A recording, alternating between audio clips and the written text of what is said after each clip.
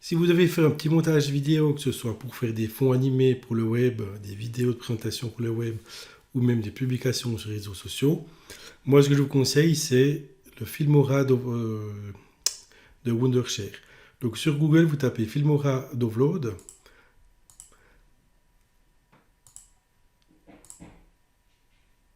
Vous arrivez sur la page de recherche ici et vous faites télécharger gratuitement. Voilà, après vous cliquez sur télécharger gratuitement. Le logiciel va se télécharger, vous double-cliquez soit ici pour l'exécuter ou depuis votre espace de téléchargement sur votre poste. Vous l'exécutez, vous l'installez. Vous verrez, c'est un logiciel qui est extrêmement intuitif. Pas comme son grand frère Premiere Pro, vous devez carrément faire des cours pour l'utiliser. Là, c'est très très simple. Donc là, on voit qu'il défile, puis vous montre les outils pour utiliser le son, pour utiliser les contrastes des couleurs. Vous pouvez même utiliser des superpositions de fond vert.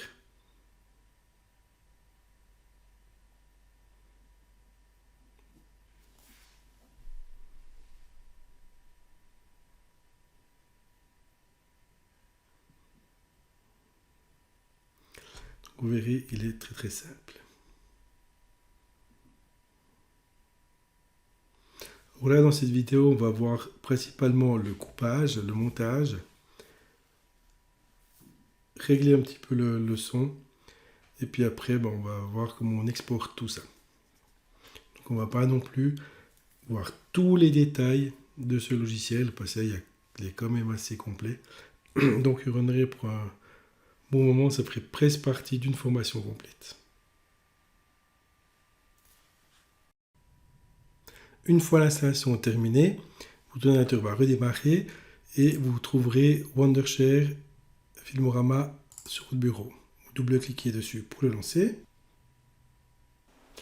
Une fois dans le logiciel Filmorama, je vais vous expliquer un petit peu où se trouvent les choses, la philosophie du logiciel. Donc ici, vous avez les médias, les audios, les titres, les transitions, les effets, les éléments, les écrans partagés. Donc là, dans les médias, on pourra importer un média, donc on pourra importer vos rushs, donc les films que vous avez tournés. Dans audio, on pourra également importer vos audios, utiliser des audios qui sont déjà à disposition. Donc il y a des bips, il y a des bombes atomiques, il y a des coucous, etc. Donc là, vous avez plein de différents sons. Si vous avez pris l'abonnement un peu plus haut chez Filmorama, vous avez Filmstock et vous avez beaucoup plus de petits films ou de petits audios à utiliser. Ici, vous aurez les titres. Donc, vous pourrez placer un titre sur votre vidéo. On a les transitions. Donc, vous faites des transitions pour un escalier, des transitions progressives, des sortes de cubes, des transitions aveugles, des boîtes pivotées, etc. Donc là, je vous montrerai également comment les utiliser. Vous avez également des effets. Donc là, c'est pour donner un effet à votre vidéo. Des éléments. Alors, vous avez des éléments amour, des éléments des petits chiens, des petits chats, etc. Et des écrans partagés, c'est si vous voulez mettre 2 vidéos sur un seul écran, ou 3 vidéos, etc. Là, si vous voulez montrer le pilote qui est en train de conduire sa voiture, et la voiture qui est en train de rouler, par exemple. Ensuite, vous avez ici l'écran où vous verrez le résultat de votre vidéo. Donc ici avec un play, aller en avant, aller en arrière, un stop, ici pour bouger le curseur de où vous voulez aller. Ensuite ici vous avez la timeline. Donc la timeline c'est la ligne du temps, c'est comment va se dérouler votre vidéo. Donc c'est ici qu'on va déposer toutes nos séquences vidéo. Ici on a encore des paramètres, on peut copier, on peut couper la vidéo, on peut jeter dans la corbeille l'élément qu'on aura sélectionné, etc. Et en haut, vous avez les fichiers, nouveaux projets, etc., des éditions, des outils, des affichages, des exportations pour créer votre vidéo exportée. Vous pouvez aussi exporter depuis là. Pour exporter vos vidéos, si vous avez un compte gratuit, vous l'exporterez, il y aura un filigrane dessus où il y aura écrit Filmorama. Puis sinon, il faudra prendre un abonnement ou l'acheter pour, je crois que c'est moins de 60$ pour l'acheter et vous n'aurez plus cet élément.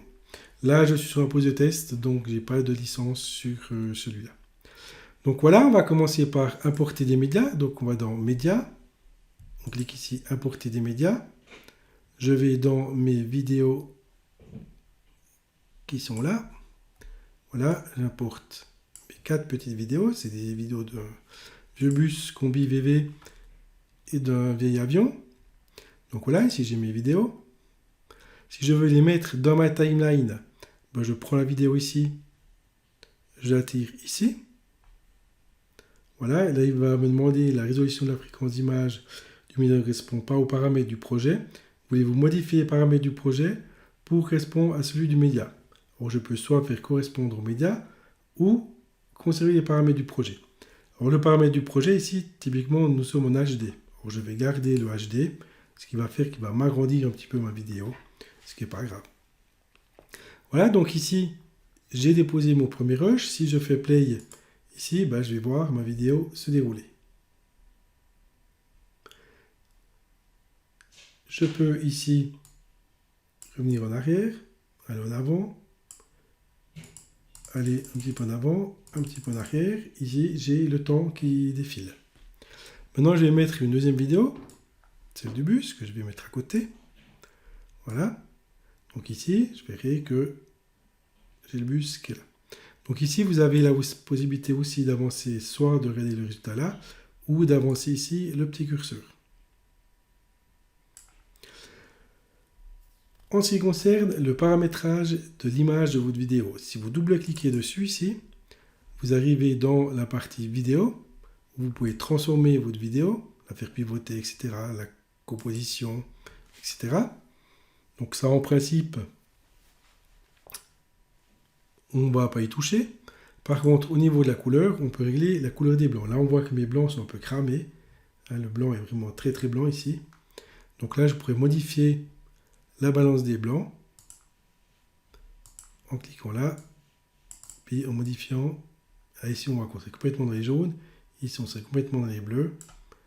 Les teintes, on serait complètement dans les rouges. Ici, complètement dans les verts. Alors là, vous pouvez les modifier, mais en y allant gentiment. Parce que si vous modifiez trop, ça va vraiment être très très mauvais. Donc voilà, on peut un peu modifier. Vous pouvez aussi modifier l'amélioration des couleurs. Ici la valeur. La tonalité. Plus de contraste, moins de contraste. Plus de saturation, donc les rouges seront encore plus rouges. Moins de saturation, les rouges ben, ils sont tout pâles autour des lavés. La luminosité, on voit que c'est tout cramé. Et ici un peu moins de luminosité. Donc ça, vous pouvez le faire pour votre vidéo. S'il y avait du son avec, on peut aussi le faire pour le son. Le mouvement, ben là, on ne va pas modifier pour l'instant. Et une fois que vous avez fini, vous faites OK. Ici, j'ai du son sur cette vidéo. Donc si je clique 2 fois dessus, j'aurai la possibilité de modifier l'audio. Donc je peux faire un fondu entrant. Donc ça va commencer gentiment à mettre le son. Je peux faire un fondu sortant. Donc ça va durer sur 0,6 secondes. Ou sur un peu plus. La hauteur du ton, donc je peux mettre plus fort ou moins fort. Les égaliseurs. Donc là c'est comme sur un post radio, on peut choisir les égaliseurs. Si on veut un truc plus classique, plus dense, plus pop, plus rock, etc. Donc ça va jouer sur les fréquences. L'anti-bruit. Donc là on va pouvoir supprimer le bruit de fond. Donc faible, moyen, fort. Donc là il faudra tester suivant comme vous avez filmé. Et vous faites OK quand vous êtes prêt. Donc là, j'aurai déjà ma petite vidéo avec un montage de 2 rushs. Maintenant, si je regarde ma vidéo, j'aimerais bien couper, j'aimerais bien commencer depuis là. Commencer depuis là pour donner plus de dynamisme, de voir quelques secondes l'avion, puis après, voir quelques secondes le bus. Donc pour faire ça, je vais sélectionner ma vidéo. Je m'arrête exactement où je veux couper. Donc ici. Si là, c'est trop petit, je peux agrandir mon élément. Donc là, je pourrais jouer beaucoup plus fin. Donc je veux couper là. Pour couper là, ben, je clique simplement ici, je me positionne. Je peux soit cliquer là sur le ciseau ou ici sur le ciseau. Ensuite, je sélectionne la vidéo que j'ai plus envie et je fais delete. Lui, automatiquement, comme c'est la première vidéo, il va me recoller toutes mes vidéos contre le bord. Donc là, je commencerai là avec mon avion. Voilà, ça me plaît. Si maintenant vous dites, zut, j'ai trop coupé, c'est pas grave, vous pouvez décaler votre vidéo ici. Et maintenant, en allant à côté de la vidéo ici, vous pouvez rallonger votre vidéo. Donc, il ne supprime pas les images. Il supprime là, simplement le pointeur du début et de la fin. Donc là, vous pouvez rallonger, réduire, également comme ça. Voilà, donc là, il va toujours se coller après mon curseur. Voilà, etc. Une fois qu'on a fini, on peut les remettre ici au bout. Voilà. Maintenant, on va mettre des transitions entre cette image-là, comme cette vidéo-là, et cette vidéo-là.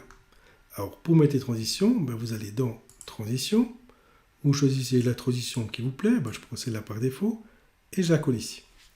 Ma transition, elle va commencer à partir de ce point-là, jusque là.